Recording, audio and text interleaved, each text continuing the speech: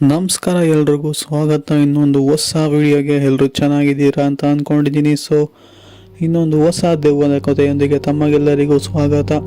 ಈ ಕಥೆ ಆ್ಯಕ್ಚುಲಿ ನನಗೆ ಕೊಟ್ಟಿರೋದು ಬಂದ್ಬಿಟ್ಟು ರವಿ ಅಂತ ಹೇಳಿ. ಸೊ ಇವರು ಮೂಲತಃ ಬಂದ್ಬಿಟ್ಟು ಬಾಗೇವಾಡಿಯವರು. ಸೊ ಈ ಒಂದು ಬಾಗೇವಾಡಿ ಎಂಬ ಊರಿನಲ್ಲಿ ನಡೆದ ಒಂದು ಘಟನೆನ ಅವರು ನಮ್ಮೊಂದಿಗೆ ಹಂಚ್ಕೊಂಡಿರುವಂಥದ್ದು. ಸೊ ಅವ್ರು ನಮಗೆ ಕಥೆ ಯಾವ ಥರ ಕೊಟ್ಟಿದ್ದಾರೋ ನಾನು ನಿಮಗೆ ಕಥೆನ ಅದೇ ಥರ ಹೇಳ್ತಾ ಹೋಗ್ತೀನಿ. ಸೊ ವಿಡಿಯೋನ ಕೊನೆವರೆಗೂ ನೋಡಿ, ಕಥೆನ ಪೂರ್ತಿಯಾಗಿ ಕೇಳಿಸ್ಕೊಳ್ಳಿ. ಆಮೇಲೆ ನಿಮ್ಮ ಅನಿಸಿಕೆನ ಕಾಮೆಂಟ್ ಸೆಕ್ಷನಲ್ಲಿ ತಿಳಿಸ್ಬೋದು. ಸೊ ನಾನು ಕೂಡ ಈ ಒಂದು ಕತೆ ಪೂರ್ತಿಯಾಗಿ ಹೇಳಾದ್ಮೇಲೆ ನನಗೆ ಏನು ಅನ್ನಿಸ್ತು ಈ ಒಂದು ಕಥೆನ ಕೇಳಿ ಅಂತ ಹೇಳಿ ನಾನು ಕೂಡ ಲಾಸ್ಟಲ್ಲಿ ಹೇಳ್ತೀನಿ. ಸೊ ಎಲ್ಲೂ ಕೂಡ ವಿಡಿಯೋನ ಸ್ಕಿಪ್ ಮಾಡ್ದಲೇ ವಿಡಿಯೋನ ಕೊನೆವರೆಗೂ ನೋಡಿ. ಇಷ್ಟ ಆದರೆ ಮಾತ್ರ ಲೈಕ್ ಮಾಡಿ, ಚಾನಲ್ನ ಸಬ್ಸ್ಕ್ರೈಬ್ ಮಾಡ್ಕೊಳ್ಳಿ, ಹಾಗೆ ನಿಮ್ಮ ಫ್ರೆಂಡ್ಸ್ಗೂ ಕೂಡ ಶೇರ್ ಮಾಡಿ ಈ ಒಂದು ವಿಡಿಯೋನ. ಸೊ ನಾನು ಆವಾಗಲೇ ಹೇಳ್ದಂಗೆ ರವಿ ಅವ್ರು ಬಂದ್ಬಿಟ್ಟು ಮೂಲತಃ ಬಾಗೇವಾಡಿಯವರು. ಸೊ ಈ ಒಂದು ಬಾಗೇವಾಡಿ ಎಂಬ ಊರು ಬಸವನ ಬಾಗೇವಾಡಿ ಅಂತ ಗೊತ್ತಿರೋದು ಆ ಸೈಡು. ಅಂದರೆ ಯಾರು ನಾರ್ತ್ ಕರ್ನಾಟಕ, ಉತ್ತರ ಕರ್ನಾಟಕ ಸೈಡ್ ಯಾರು ಇರ್ತಿರಲ್ಲ, ಸೊ ಅವ್ರಿಗೆ ಈ ಒಂದು ಜಾಗ ಗೊತ್ತಿರುತ್ತೆ. ಸೊ ಈ ಒಂದು ಜಾಗದಲ್ಲಿ ಆಗಿರುವಂಥ ಒಂದು ಘಟನೆ ಅಂತೆ. ಸೊ ಅದು ಇವರ ಒಂದು ಸ್ನೇಹಿತರ ಜೀವನದಲ್ಲಿ ಆದಂತಹ ಒಂದು ಘಟನೆ ಅಂತಲೇ ಹೇಳ್ಬೋದು. ಸೊ ಅವ್ರು ಕೊಟ್ಟಿರೋ ಪ್ರಕಾರ ನಾನು ಹೇಳ್ತಾ ಹೋಗ್ತೀನಿ. ಸೊ ಅವರ ಸ್ನೇಹಿತರು ಅವರು ಮೂಲತಃ ಬಾಗೇವಾಡಿಯವರೇ. ಸೊ ಇಬ್ಬರು ಸಹ ಒಂಥರ ಕ್ಲೋಸ್ ಫ್ರೆಂಡ್ಸ್ ಅಂತಲೇ ಹೇಳ್ಬೋದು.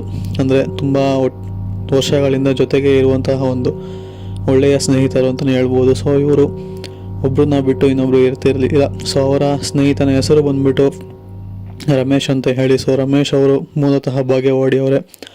ಅವರು ಒಂದು ಜಾಗ ಇರುತ್ತೆ, ಸೊ ಜಮೀನು, ಅದರಲ್ಲಿ ಅವರು ಉಳುಮೆನ ಮಾಡ್ತಿರೋವಂಥದ್ದು. ಸೊ ಯಾವುದೇ ರೀತಿ ಕೆಲಸ ಕಾರ್ಯ ಅಂದರೆ ಬೇರೆ ಕಂಪನಿಗಳಿಗೆ ಹೋಗಿ ವರ್ಕ್ ಮಾಡುವಂಥ ಯಾವುದೇ ಥರ ಕೆಲಸಗಳನ್ನ ಅವ್ರು ಮಾಡೋದಿಲ್ಲ. ಅವ್ರದ್ದೇ ಮೂಲತಃ ಜಮೀನು ಇರೋದ್ರಿಂದ ಅದರಲ್ಲಿನ ಬೆಳೆಗಳನ್ನ ಬೆಳ್ಕೊಂಡು ಜೀವನನ ಸಾಗಿಸುವಂಥದ್ದು. ಸೊ ಇವರು ಸಹ ರವಿ ಅನ್ನೋರು ಸಹ ಅದೇ ಒಂದು ಕೆಲಸನೇ ಮಾಡುವಂಥದ್ದು.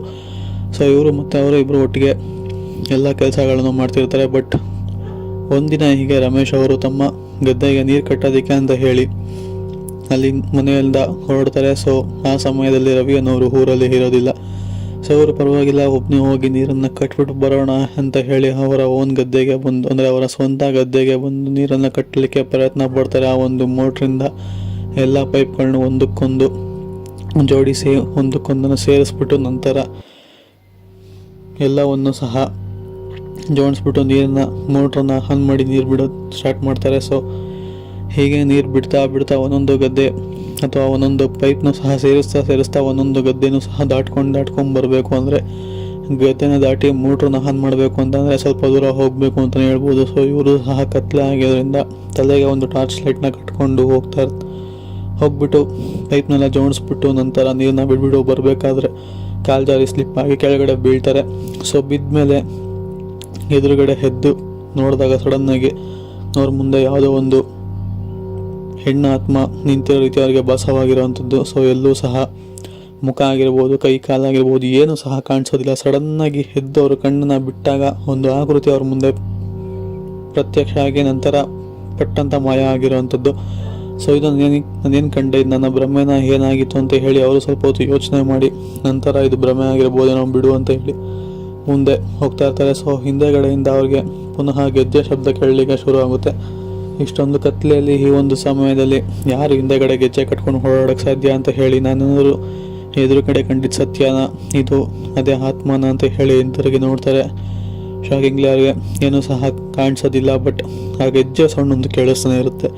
ಸೊ ಇವ್ರಿಗೂ ಸಹ ಎಲ್ಲ ಒಂದು ಕಡೆ ಭಯ ಆಗಿ ಅದನ್ನ ಹುಡ್ಕೊಂಡು ಹೋಗೋದು ಸರಿ ಇಲ್ಲ, ಅದು ಒಬ್ಬನೇ ಬೇರೆ ಇದ್ದೀನಿ ಅಂತ ಹೇಳಿ ಅಲ್ಲಿಂದ ಹೊರಡೋಕ್ಕೆ ಸ್ಟಾರ್ಟ್ ಮಾಡ್ತಾರೆ. ನಂತರ ಹೀಗೆ 1-2-3 ಗದ್ದೆನ ದಾಟ ಬರ್ತಾ ಪುನಃ ಆ ಒಂದು ಪೈಪ್ ಅಲ್ಲಿ ಬಿಚ್ಕೊಂಡಿರುತ್ತೆ. ಸೊ ಅದನ್ನು ನೋಡಿಬಿಟ್ಟು ಆ ಪೈಪ್ನ ಜೋಡಿಸ್ಬಿಟ್ಟರು, ಪಾಸ್ ಆಗೋಣ ಬೇಗ ಅಂತ ಹೇಳಿ ಪೈಪ್ನ ಜೋಡಿಸ್ತಾ ಹೋಗ್ತಿರ್ತಾರೆ. ಬಟ್ ಜೋಡಿಸುವ ಸಮಯದಲ್ಲಿ ಪುನಃ ಅವ್ರ ಎದುರುಗಡೆ ಅದೇ ಒಂದು ಆಕೃತಿ ಕಾಣಿಸ್ಕೊಂಡಿದ್ದ ತಕ್ಷಣ ಇವರು ಸಹ ಗಾಬರಿ ಬಿದ್ದು ಅಲ್ಲೇ ಉಲ್ಟಾ ಬಿದ್ದಿರೋವಂಥದ್ದು. ಸೊ ಬಿದ್ದ ಮೇಲೆ ಎಚ್ಚರ ತಪ್ಪಿ ಅಲ್ಲೇ ಇರೋವಂಥದ್ದು. ಸೊ ಅವರ ಮನೆಯವರು ಬಂದು ಎತ್ಕೊಂಡೋಗಿ ಅವನ್ನ ಮನೆಯಲ್ಲಿ ಮಲಗಿಸಿ ಮುಖಕ್ಕೆಲ್ಲ ನೀರು ಹಾಕಿ ಹೆಬ್ಬರಿಸಿ ಕೇಳಿದಾಗ ಅವರ ಮನೆಯವರಿಗೆ ಈ ಒಂದು ವಿಷಯ ಗೊತ್ತಾಗಿರೋವಂಥದ್ದು.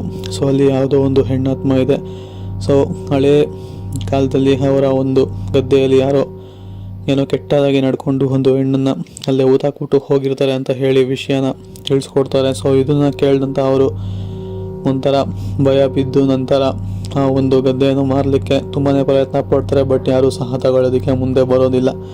ಸೊ ಇವರು ಸಹ ಇದು ಮಾಡೋದಕ್ಕಾಗದಿಲ್ಲ, ನಮ್ಮ ಹಣೆ ಬರಹ ಅಂತ ಹೇಳಿ ಸುಮ್ಮನೆ ಆಗುವಂಥದ್ದು. ಸೊ ಇದು ಅವರ ಜೀವನದಲ್ಲಿ ನಡೆದಿರೋಂತಹ ಒಂದು ಘಟನೆ, ರಮೇಶ್ ಎನ್ನುವರ ಜೀವನದಲ್ಲಿ ನಡೆದಿರೋಂಥ ಒಂದು ಘಟನೆ ಅಂತ ಹೇಳಿ ರವಿ ಅವರು ನಮಗೆ ತಿಳಿಸ್ಕೊಟ್ಟಿರೋ ಅಂಥದ್ದು.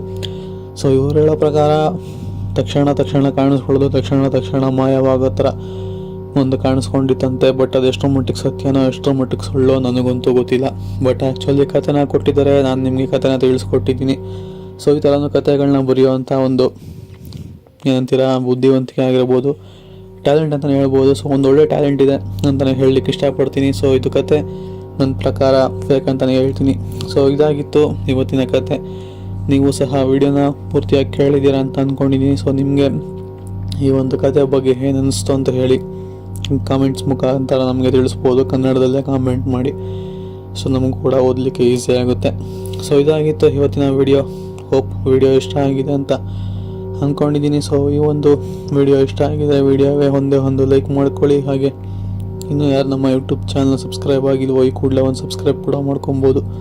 ಹಾಗೆ ನಿಮ್ಮ ಫ್ರೆಂಡ್ಸ್ಗೆಲ್ಲ ಶೇರ್ ಮಾಡಿ, ಅವ್ರ ಕೈಲೂ ಸಬ್ಸ್ಕ್ರೈಬ್ ಮಾಡಿಸಿ ಅಂತ ಕೇಳ್ಕೊತ, ಸೊ ಮತ್ತೊಂದು ಕಥೆಯೊಟ್ಟಿಗೆ ಮತ್ತೊಮ್ಮೆ ಭೇಟಿ ಆಗೋಣ ಅಂತ ಹೇಳಿ ಈ ಒಂದು ವಿಡಿಯೋನ ಇಲ್ಲೇ ಎಂಡ್ ಮಾಡ್ತಿರೋವಂಥದ್ದು. ಸೊ ಸಿಗೋಣ ಇನ್ನೊಂದು ಹೊಸ ವಿಡಿಯೋದಲ್ಲಿ, ಇನ್ನೊಂದು ಹೊಸ ದೆವ್ವದ ಕಥೆಯೊಂದಿಗೆ. Until then everybody take care, good bye, ನಮಸ್ಕಾರ.